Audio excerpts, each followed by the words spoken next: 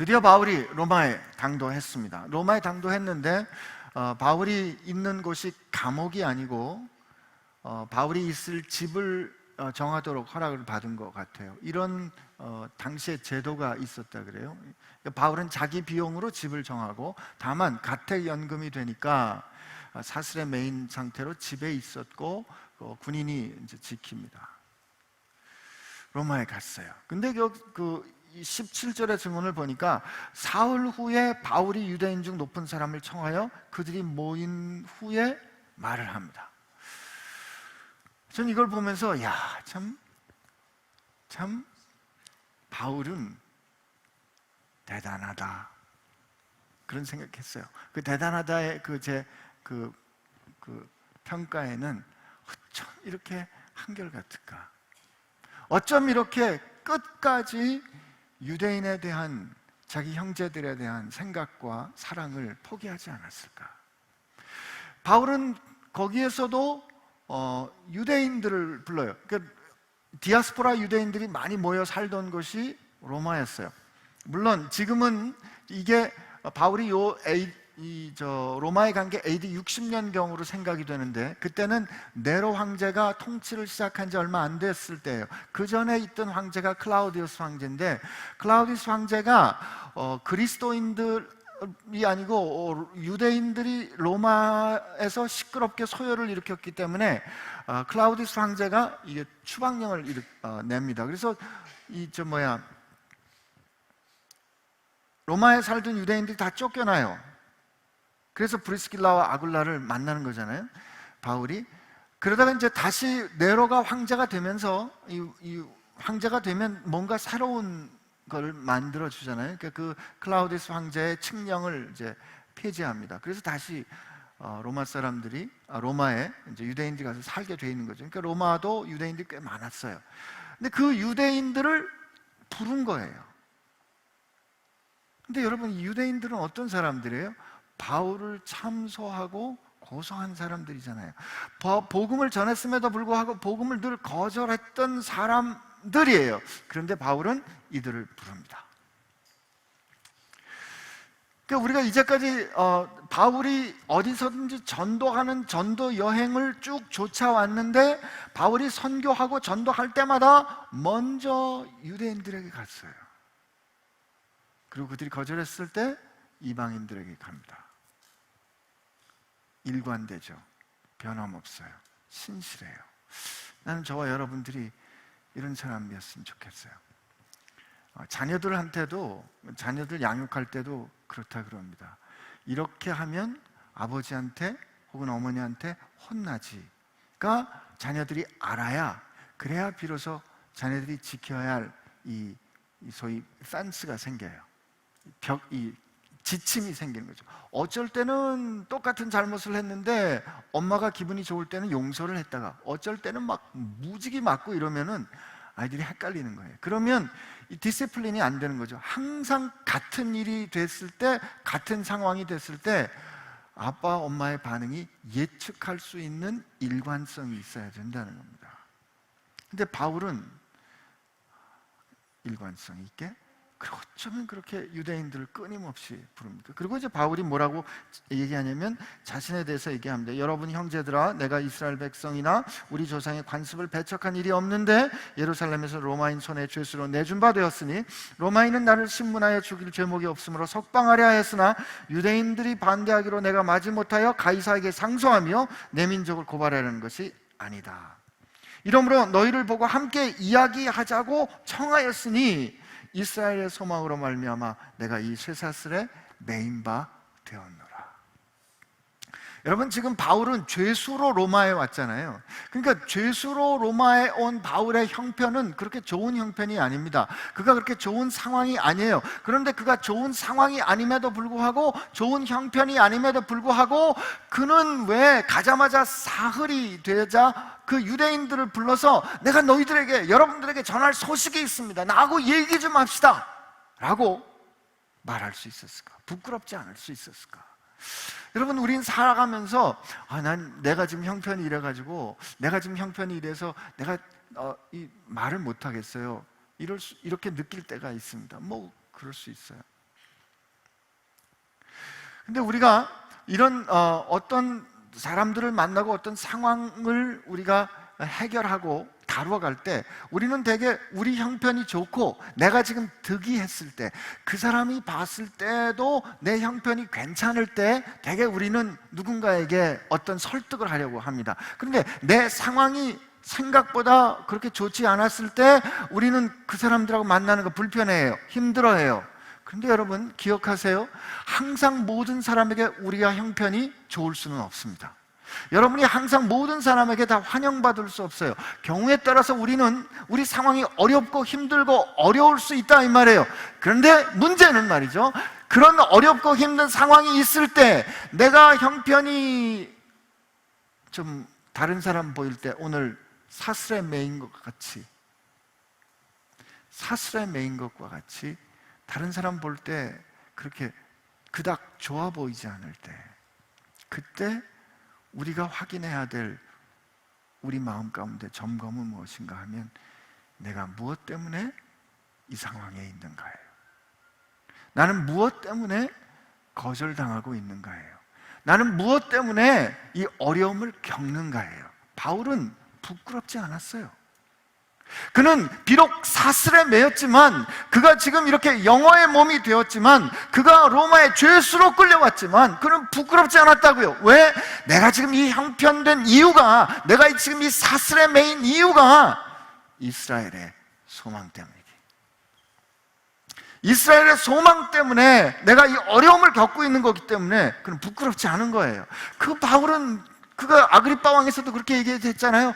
네가 짧은 시간에 그 짧은 말로 나를 그리스도인 되게 하는도다라고 말했을 때 사도 바울이 뭐라고 말했어요? 내 말이 길든지 짧든지 내 말을 듣는 모든 사람들은 다 참 내가 이 사슬에 매인 거 외에는 다 나처럼 되기를 내가 하나님 앞에 원합니다 라고 그가 그렇게 담대하게 말할 수 있었던 이유, 오늘 이 사람이 그렇게 사슬에 매여서 로마에 끌려왔음에도 불구하고 그가 유대인의 지도자들을 당당하게 청해서 나하고 얘기 좀 해봅시다 라고 말할 수 있었던 이유, 그 이유는 오늘 그의 형편이 이스라엘의 소망 때문이라는 사실, 거기에 온 거죠.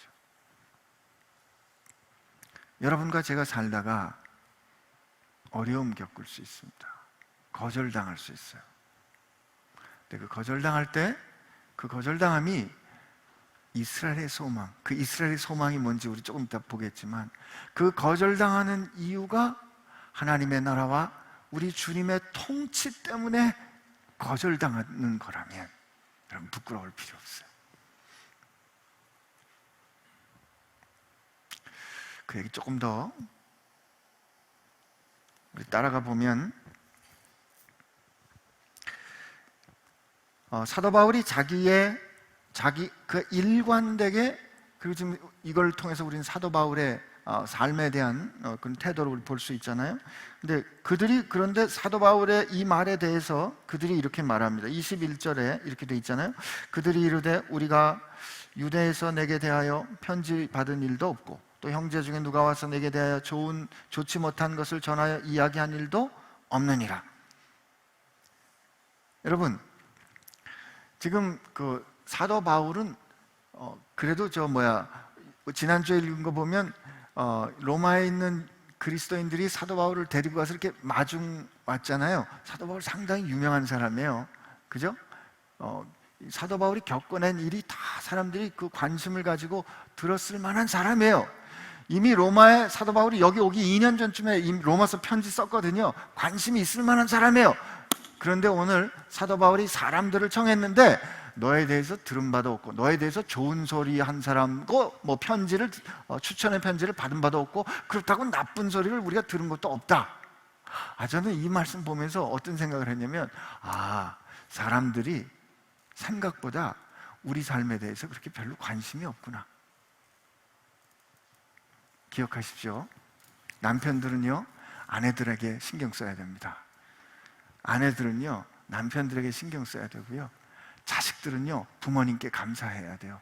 여러분 인생에 관심 갖고 있는 사람 그분들밖에 없어요.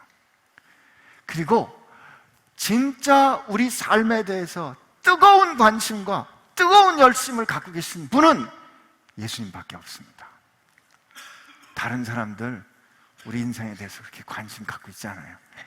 물론 우리가 예수 안에서 형제된 사람들이 되었다는 것은, 우리가 그리스도 안에서 형제된 것을 언제 경험하냐면 내 인생에, 내 삶에 대해서 뜨거운 관심을 가진 것을 느낄 때 비로소 우리는 저 사람과 내가 식구라는 거 깨닫죠.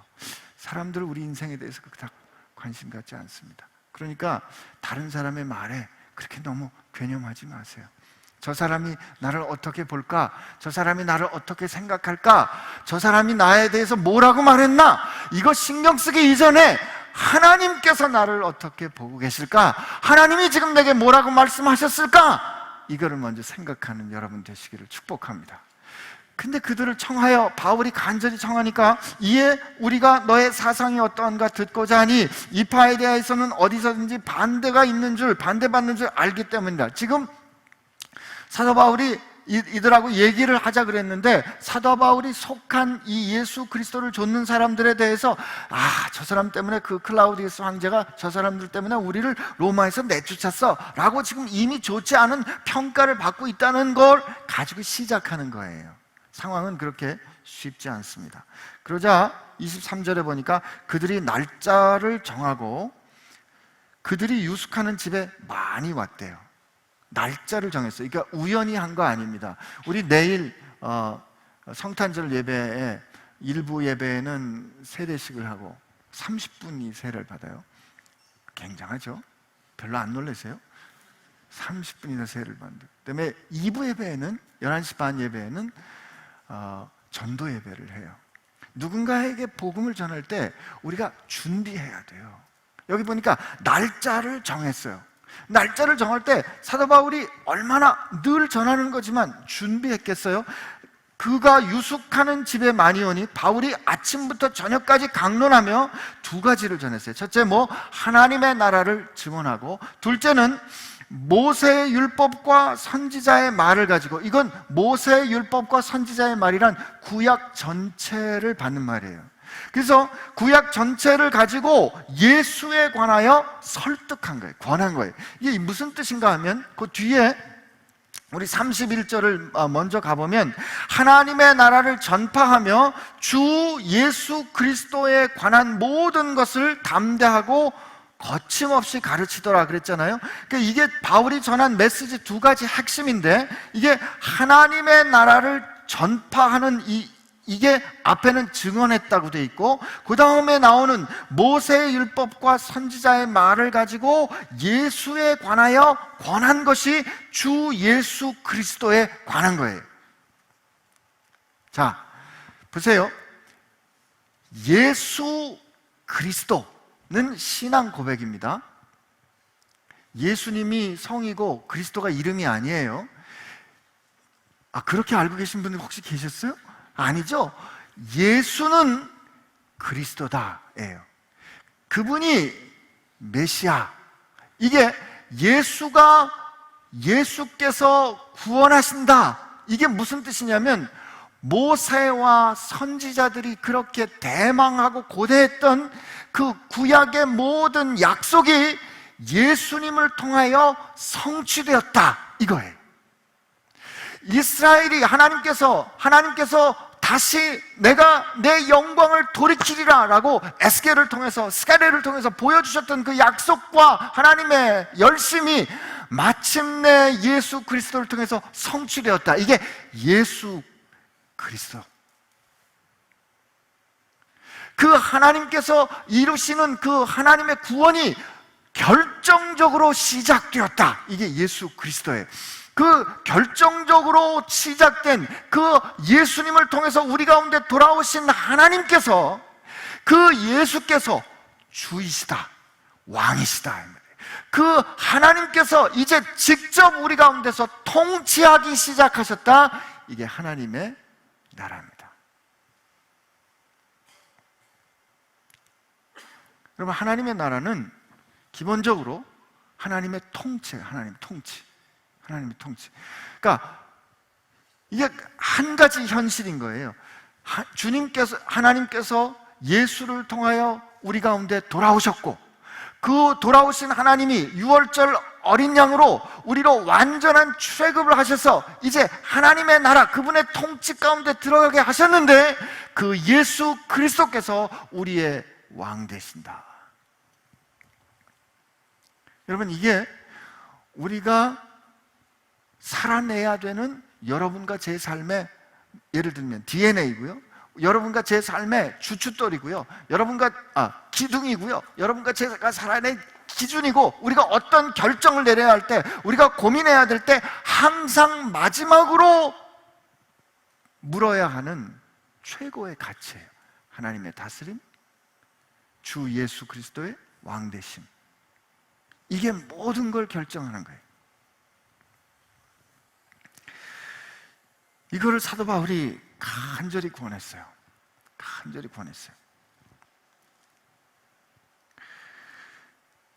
근데 그 말을 듣고 24절 말씀에 그 말을 믿는 사람도 있고 믿지 아니하는 사람도 있어, 이렇게 번역이 되어 있지만 24절이 첫 번째로 그 말을 믿는 사람들은 사실 그 전에 예수에 관하여 권하더라 라는 그 말을 수동태로 받는 말이에요. 그 말은 무슨 뜻이냐면 그 말에 의해서 설득된 사람도 있고 그 다음에 믿지 않는 사람도 있다라고 이렇게 둘로 나눠져요. 거절되는 거죠. 거절돼요. 여기서 또 한 번 주님께서 그렇게 그를 로마로 불러주시고 주님께서 그렇게 약속해 주셨고 주님께서 말씀을 주셨고, 이거는 엄연하고 분명한 현실임에도 불구하고 거절당하는 현실, 이게 경험되는 거죠. 그래서 그 현실 앞에서 바울이 이렇게 말합니다. 서로 맞지 아니하여 흩어질 때 바울이 한 말로 이르되, 그 다음에 26절, 27절에 있는 이 말씀은 이사야 6장 9절, 10절의 말씀을 인용한 건데, 이때 뭐라고 얘기를 하냐면 너희 조상들에게 성령께서 말씀하신 것이 옳도다. 이 백성들에게 가서 말하기를 너희가 듣기는 들어도 도무지 깨닫지 못하고 보기는 보아도 도무지 알지 못하는도다. 이 백성의 마음들이 우둔하여져서 그 귀로는 둔하게 듣고 그 눈은 감았으니 이는 눈으로 듣고 귀로 듣고 마음으로 깨달아 돌아오면 내가 고쳐줄까 함이라 하였으니. 이 굉장히 어려운 말씀 중에 하나예요. 이사야 6장을 한번 가보면 이렇게 돼 있어요. 우리 이사야 6장 한번 가봅시다. 이사야 6장에 가보면 우시야 왕이 죽던 해에 이사야 선지자가 하나님 앞에서 환상을 봅니다. 근데 그가 환상을 보고 이 거룩하다 창화하는 하나님을 높이는 그 환상을 봤을 때 그가 깨달아요. 그게 5절에 보면 그때 내가 말하되 화로다 나여 망하게 되었더라. 나는 입술이 부정한 사람이요 나는 입술이 부정한 백성 중에 거주하면서 만군의 여호와의 신 왕을 배웠음이로다. 여러분, 이게 하나님의 영광을 보게 된 사람들의 가장 정상적인 반응이에요.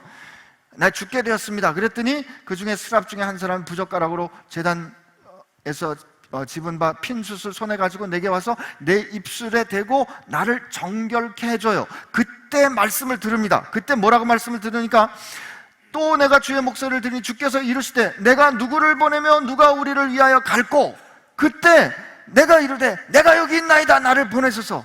이게 무슨 뜻이에요? 지금 하나님께서 뭐라고 말씀하시면 내가 지금 누군가에게 내 메신저를 보내야 되는데 누가 나를 위해서 갈까? 그랬더니 이사야가 하나님 제가 가겠습니다. 근데 그 다음 말씀이 뭐냐면 여호와께서 이르시되 가서 이 백성에게 이르기를 너희가 듣기는 들어도 깨닫지 못할 것이요 보기는 보아도 알지 못하리라 하여 이 백성의 마음을 둔하게 하며 그들의 귀가 막히고 그들의 눈이 감기게 하라. 염려하건대 그들이 눈으로 보고 귀로 듣고 마음으로 깨닫고 다시 돌아와 고침을 받을까 하노라. 이거 성경 번역이 잘못된 거 아닌가, 이렇게 질문할 수 있어요. 지금 하나님이 누가 그들에게 갈까 하고 말씀하시면서 하나님께서 하신 말씀이 뭐냐면 그들의 마음을 둔하게 하고 그들의 귀가 막히고 그들의 눈이 감기게 하라는 거예요. 하나님이 염려하건대 그들이 듣고 보고 깨달아서 돌아와서 그들이 고침을 받을까 하노라. 하나님, 이게 도대체 무슨 뜻이에요?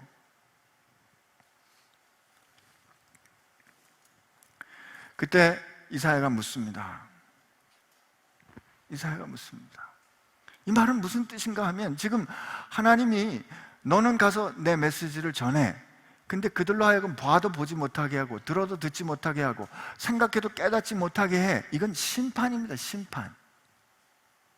하나님께서 그들을 구원하시지 않기로, 하나님 그들이 보고 듣고 깨달아서 돌아와 내가 고쳐줄까 하노라, 염려하노라, 하나님께서 그들을 내버려 두시겠다, 유기하겠다 말씀하시는 걸 지금 이사야가 들은 거예요. 이사야가 듣고 나서 얼마나 아프고 마음이 아프고 힘들었겠어요. 그래서 그가 말하되 내가 이르되 주여 어느 때까지니까, 어느 때까지 주여 이렇게 내버려 두시겠습니까? 그랬더니 주께서 대답하시되 성읍들은 황폐하고 주민들은 없으며 가옥들에게는 사람이 없고 이 토지는 황폐하게 되며 여호와께서 사람들을 멀리 옮기셔서 이 땅에 황폐한 것이 많을 때까지, 하나님께서 이 땅에 곧 심판을 하시는 그 일이 이루어질 때까지다.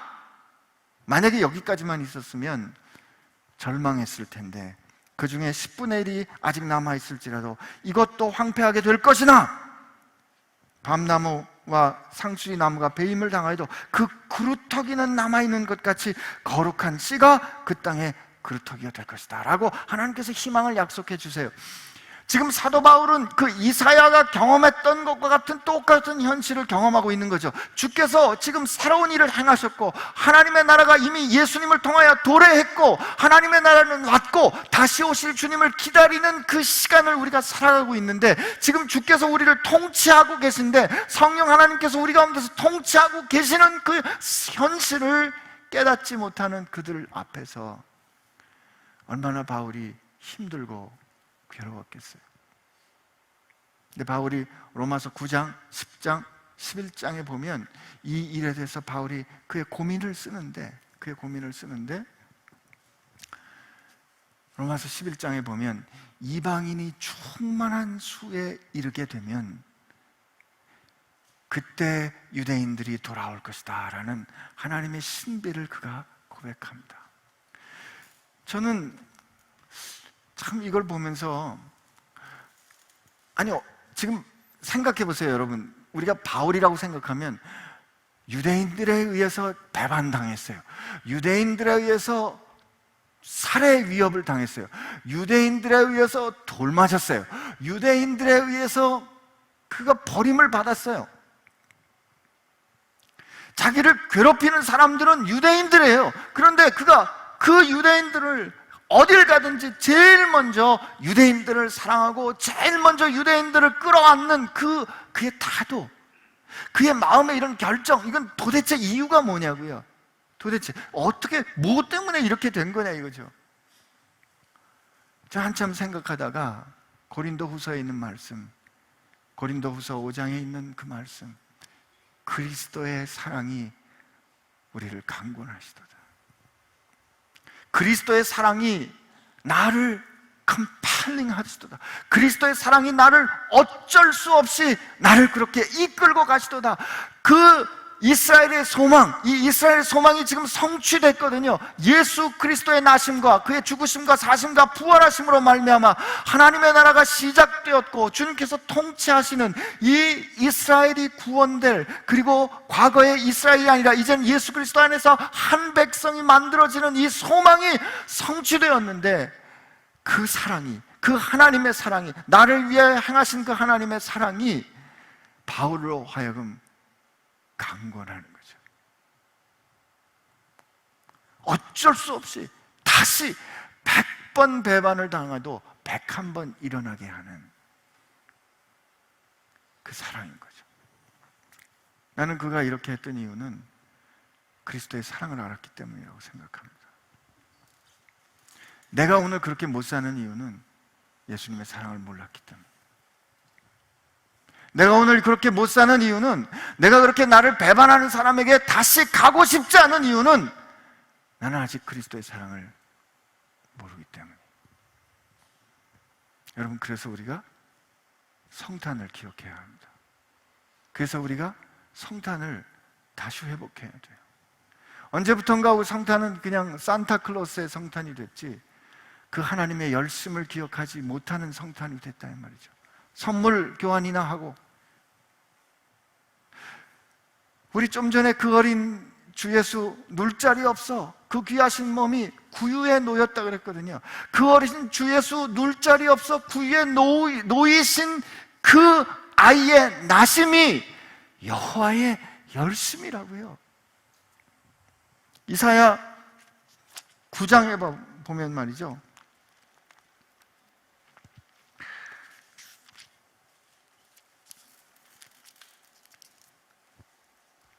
이사야 9장 6절 7절에 이렇게 됐어요. 이는 한 아기가 우리에게 낳고 한 아들이 우리에게 주신 바 되었는데 그의 어깨에는 정사를 메었고 그의 이름은 기묘자라 모사라 전능하신 하나님이라 영존하시는 아버지라 평강의 왕이라 할 것임이라. 그 정사와 평강이 더함이 무궁하며 또 다윗의 왕자와 그의 나라에 군림하여 그 나라를 굳게 세우고 지금 이후로 영원히 정의와 공의로 그것을 보존하실 것이라.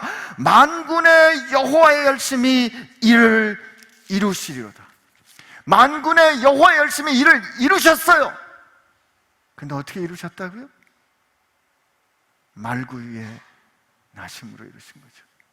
그 사랑을 깨달은 거죠. 그렇게 그분이 오셨고, 그분이 말씀대로 죽으셨고, 그분이 말씀대로 다시 살아나셨는데, 그 말씀대로 오시고 말씀대로 죽으시고 말씀대로 사신 그분을 못 믿겠다고, 아니라고, 말도 안 된다고 어깃장을 대고 그 예수를 따르는 사람들을 핍박하는 하나님의 원수됐던 나를 구원해 주신 그 하나님의 열심, 그 그리스도의 사랑이 사도 바울을 이끌고 갔던 거죠. 오늘 교회가 이 세상을 향하여서 그렇게 증언하지 못하는 이유는 우리가 그리스도의 사랑을 모르거나 잊어버렸기 때문이에요. 아니면 교회에서 증언해야 하는 하나님의 나라를 선포하고 주 예수 그리스도를 선언하고 증언하는 이 복음을 우리가 잊어버렸기 때문이에요. 예수 그리스도가 주인이라면, 하나님의 나라와 하나님의 통치를 우리가 고민하는 거라면 우리는 다른 결정, 다른 고민, 다른 방법으로 세상을 살았을 거거든요. 그런데 우리의 모임에는, 우리의 인생에는 우리가 주인이 되었고 내가 원하는 것이 목표가 되었고 내가 원하는 것에 끌려가서 살았기 때문에 하나님 나라를 살지 않는, 복음을 살지 않았기 때문에 이름은 교회고 이름은 그리스도인이었지만 복음은 증언되지 않았던 거죠. 여러분과 제 삶에 주님이 오셔야 합니다.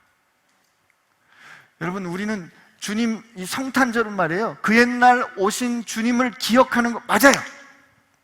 그러나 성탄절의 의미는 그렇게 오신 주님이 다시 오실 거라는 걸 확인하는 게 성탄절이에요. 주님이 오실 거를 기다리는 우리는 그 사랑에 끌려가는 삶을 살아가야 되는 거죠. 근데 저는 오늘 이 말씀을 이렇게 보면서 어쩌면 그렇게 중요하지 않은 말씀인 것 같은데 제 마음에 크게 닿던 말씀이 30절이에요. 30절. 우리 30절 말씀 한번 보겠습니다. 같이 시작. 바울이 온 이태를 자기 셋집에 머물면서 자기에게 오는 사람을 다 영접하고. 여기 온 이태를이라고 되어 있잖아요. 2년이에요. 이게 어떤 뜻이냐면 바울이 무죄라는 뜻입니다. 그 당시 로마의 법으로 보면, 주석학자들의 얘기를 들어보면 로마의 법에 의해서 재판에 기소되었는데 그를 기소한 사람이 2년 안에 어떤 결정이 내도록 이 재판이 끝나지 않으면 이 사람은 무죄라는 뜻이에요. 여러분, 이 이태 동안 사도 바울이 거기서 이렇게 있었다는 말은 그 사이에 그를 고발했던 유대인들이 바울의 죄를 증명하지 못했던 거거든요. 첫째, 바울은 무죄라는 게 그 이태라는 시간을 통해서 증언됐어요. 둘째, 저를 한번 따라하세요. 바울은 새빵살이를 했다.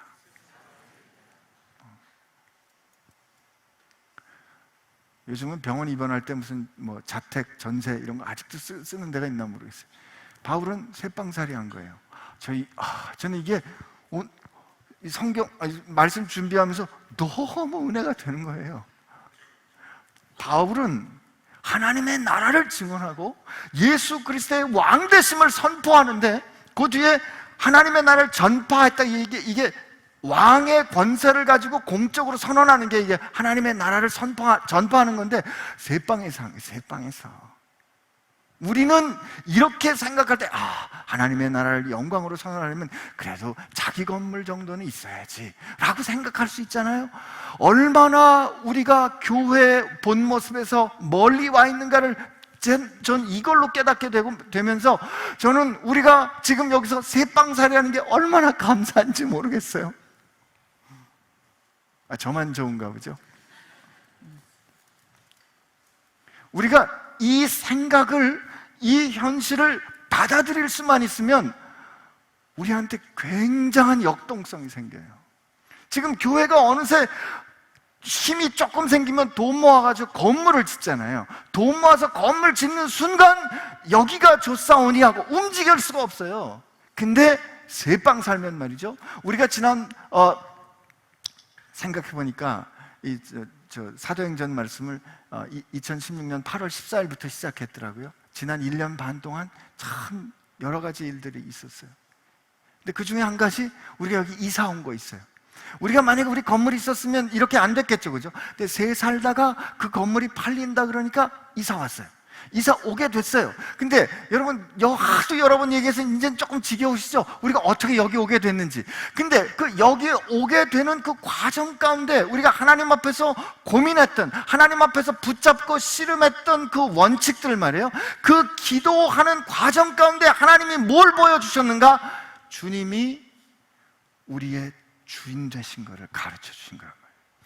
그리고 세상의 방법이나 세상의 계산법하고는 전혀 다른 방법으로 삶을 사는 게 가능하다. 이게 뭐예요? 하나님 나라의 통치를 보여준 거예요. 여러분, 이게 하나님의 나라를 증언하는 것이고, 이게 하나님의 나라를 전파하는 거예요. 제가 지난주에 말이죠, 여러분 광고 이제 소식 전할 때 얘기했지만, 제가 우리 학교에 동료 교수님을 만났다 그랬잖아요. 이 교수님 왜 왔다고요? 예배 참석한 거 하러 온 게 아니고, 뭐라 그러지? 한번 확인하러 왔어요. 큰 교회, 좋은 교회 책임을 맡고 있는 분인데, 이분이 도대체 베이직 교회는 주차에 문제가 없다 그러더라. 믿을 수가 없는 거야. 어떻게 교회에 주차에 문제가 없을 수가 있는가? 근데 와서 보고 깜짝 놀라고 간 거예요. 2부 예배 마치고 왔는데 그 많은 사람이 왔다 갔다 하는데 어떻게 차가 저거밖에 없을 수 있나? 눈으로 봤지만 못 믿겠는 거예요. 교회가 이 정도 된 거죠, 지금. 우리 교회 수준이 이 정도 된 거란 말이에요. 그런데 저는 이게 아주 작은 일이에요. 주차 문제, 우리 전세 얻는 문제, 세 얻는 문제, 장소 옮기는 문제, 이건 지극히 작고 지극히 일상에 아주 구체적인 일입니다. 근데 이게 지극히 작고 지극히 일상에 지극히 구체적인 일을 풀어가는 저 근저에는 하나님의 나라를 선포하고 예수가 그리스도이시고 그가 지금 통치하시는 주인이시다 라는 것을 증언하는 게 오늘 이 모습까지 이어지는 거, 이게 사도행전입니다. 근데 사도행전은 이러고 그냥 끝나요. 사도 바울이 이태를, 하나님의 나라를 오는 사람은 누구든지, 이방인이든지 유대인이든지 누구든지 거침없이 담대하게 하나도 가리는 것이 없이 하나님의 나라를, 그리고 예수 그리스도의 주되심을 증언하더라. 끝. 궁금하시죠? 궁금하시죠? 그럼 궁금 좀 해. 그 다음에 바울은 어떻게 됐나? 그 다음에 교회는 어떻게 됐나? 그 다음에 로마 교회는 어떻게 됐나? 이게 궁금할 것 같은데 말 하나도 안 해줘요. 말 하나도 안 해줘요. 우리는 그동안에 사도행전을 쭉 쫓아오면서 신앙의 위대한 인물들을 많이 만났어요. 베드로도 만났고, 제가 좋아하는 바나바도 만났고, 전 바나바 되게 좋아하거든요. 천국 가면 꼭 한번 만나보고 싶어요. 바나바 형님. 바나바 좋아하고, 브리스길라와 아굴라, 바울, 베드로, 이런 사람들을 만났어요. 우리가 이런 사람들을 만나는 동안에 이런 사람들의 이야기로 사도행전을 이해하고 나도 그들처럼 되고 싶다라고 생각할 수 있지만, 여러분, 사도행전의 처음부터 끝까지의 목표는 주님께서 사도행전 1장에 하신 말씀이 어떻게 성취됐는가를 우리한테 보여주는 거예요. 사도행전 1장에 주님께서 부활하셔서 하나님의 나라에 대해서 가르칠 때 제자들이 물어봤어요. 이제 이스라엘을 회복할 때가 이때입니까? 그랬더니 주님께서 그 때와 시는 너희들이 알 바 아니다. 그건 하나님의 권세이므로 너희는 다만 뭐라고요? 오직 성령이 너희에게 임하시면 너희가 권능을 받고 예루살렘과 온 유대와 사마리아와 땅끝까지 이르러 내 증인이 되리라 말씀하신 이 일이 어떻게 신실하게 마지막까지 성취됐는가를 누가는 증언하는 거예요. 그래서 그 예루살렘에서 시작한 그 복음의 소식이 저 제국의 핵심인 로마에까지 이르렀고, 이제 이 로마에 닿은 이 복음은 이제 제국의 힘을 타고 저 땅끝까지 선언될 겁니다 라는 증언을 누가가 해준 거고, 그 증언대로 동방의 작은 나라 우리에게도 복음이 전해졌고, 오늘 아침에 일부 예배, 우리 지난주에 기도했던 김항준 형제 가정 내일 모레 적도기인을 향해서 출발하는데 그렇게 복음을 들고 지금도 하나님의 나라와 주 예수 그리스도의 주되심을 증언하는 사람들이 신실하게 일어나는 이 일이 우리 가운데 지속되고 있음을 누가는 증언해 주는 거죠. 주님이 우리에게 오셨어요. 그리고 여러분과 저로 하여금 하나님의 나라에 살도록 하셨습니다. 이 대목에서는 아멘 하세요. 하나님의 나라에 산다는 뜻은 주님께서 주님이 아니면 할 수 없는 아름답고 놀라운 일을 우리 가운데 이루신다 이거예요. 우리 사도행전을 겪는 지난 1년 반 동안 우리 많은 일 겪었어요. 진짜 여러 가지 일들이 일어났어요. 그러나 그 여러 가지 일들을 겪어내는 그 과정 가운데 저는 질문해봐요. 나는 하나님의 나라를 증언하려고 했었는가?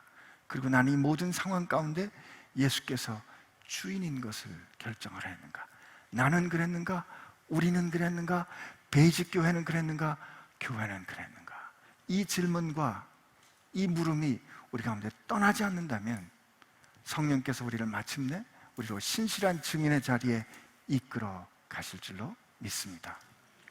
지난 1년 반 동안 하나님께서 우리 베이직교회에 많은 은혜를 주셨어요. 여전히 부족하고 여전히 어리석은 일도 많고 실수도 많았지만, 그러나 우리 가운데 하나님의 나라의 통치는 무엇인가, 주님이 우리를 다스린다는 것은 무엇인가를 우리가 증언하려고 애썼다 믿습니다. 나는 이제 여러분들이 사도행전 이 역사를 계속해서 이어가는 영광을 함께 누리게 되기를 축복합니다. 우리 같이 기도합시다.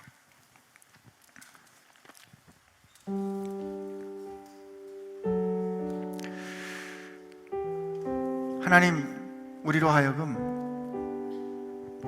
하나님께서 써가시는, 성령 하나님께서 써가시는 이 놀라운 사도행전의 역사에 우리도 참여하게 해주시니 감사합니다. 하나님, 오늘 이 성탄을 기억하면서 우리에게 오신 그 여호와의 열심, 그 그리스도의 사랑이 우리를 강권해가는 이 사도행전적인 삶이 곧 우리의 삶 되게 하여 주옵소서. 나의 삶 되게 하여 주옵소서. 우리 교회의 삶 되게 하여 주옵소서. 이렇게 다시 한번 하나님 앞에 결심하며 우리 같이 기도합시다. 함께 기도하겠습니다. 하나님 아버지, 감사합니다. 오늘 우리에게 은혜를 주셔서 감사합니다. 우리로 하여금 이 사도행전을 처음부터 끝까지 같이 은혜로 쫓아올 수 있도록 해주셔서 감사합니다. 중간에 힘들고 어려운 것도 있었습니다. 생각지 못한 일을 우린 겪어야 했습니다. 사도행전에 있었던 어려움과 같이 우리도 어려움을 겪었습니다. 그러나 하나님, 마침내 그가 로마에 이르러 주의 복음을 증언했던 것처럼 하나님, 우리도 우리 인생에 주님께서 보내시는 그곳에 가서 주님 원하시는 복음 증언할 수 있을 줄로 믿습니다. 그때 우리가 우리의 살아온 주의 삶을 돌이켜볼 때, 우리가 살아왔던 걸어왔던 걸음들을 돌이켜볼 때 하나님이 함께 하셔서 하나님의 통치, 주 하나님의 나라를 증언하고 선포했으며 예수님이 나의 주인이셨습니다 라고 우리가 고백할 수 있는 은혜가 함께 할 줄로 믿습니다. 주님 감사합니다. 주님 감사합니다. 말구 위에 누우신 주님, 그렇게 주님은 우리를 위하여 생명의 떡, 우리가 먹어야 할 생명의 양식이 되어 주셨습니다. 우리가 주님을 주의 생명으로 말미암아 우리가 주님께 연합했기 때문에 하나님, 그렇다면 오늘 우리 심장이 주의 심장이 되게 하여 주옵시고 우리 가슴 가운데 주의 사랑이 살아 숨쉬게 하여 주옵소서.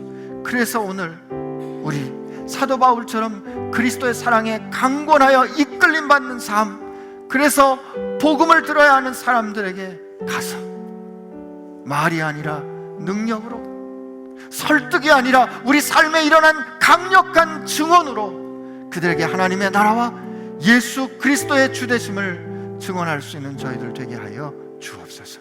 주님 감사합니다. 주님 사랑합니다. 예수님의 이름으로 기도합니다.